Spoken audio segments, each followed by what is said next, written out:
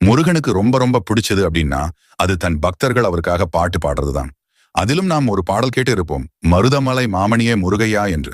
இந்த பாடல் இல்லாத கோவில் திருவிழாவும் இல்லை, வீட்டு விசேஷம் இல்லை. அப்படிப்பட்ட பாடல் எப்படி உருவானது என்று தெரியுமா? பட தயாரிப்பாளர் சாண்டோ ஜின்னப்பதேவர் அவர்கள் கண்ணதாசனை அணுகினார். கண்ணதாசனும் இதோ வருகிறேன் அதோ வருகிறேன் என்று சொல்லியே 2-3 நாட்களாக பாட்டு எழுத வரமால் இருக்கிறார். இது என்ன என்றே புரியாத சாண்டோ சின்னப்பதேவர் நேரடியாக கண்ணதாசனை பார்த்து, ஒரு பாட்டு எழுத எத்தனை நாட்களாக வர சொல்கிறேன், ஆனால் நீ ஏன் இன்னும் வராமல் இருக்கிறாய், என்ன பிரச்சனை என்று கேட்கிறார்.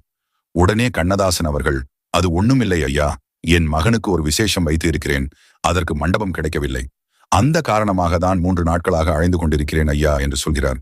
உடனே சாண்டோ சின்னப்பதேவர், இவ்வளவுதான, அதையெல்லாம் என் அப்பன் முருகன் பார்த்துக் கொள்வான், நீ முதலில் இந்த பாட்டை எழுதும் வேலையை பார் என்று சொல்கிறார். சரி, மருதமலை முருகனை பற்றிதானே என்று நினைத்து கண்ணதாசன் எழுதிய பாடல்தான்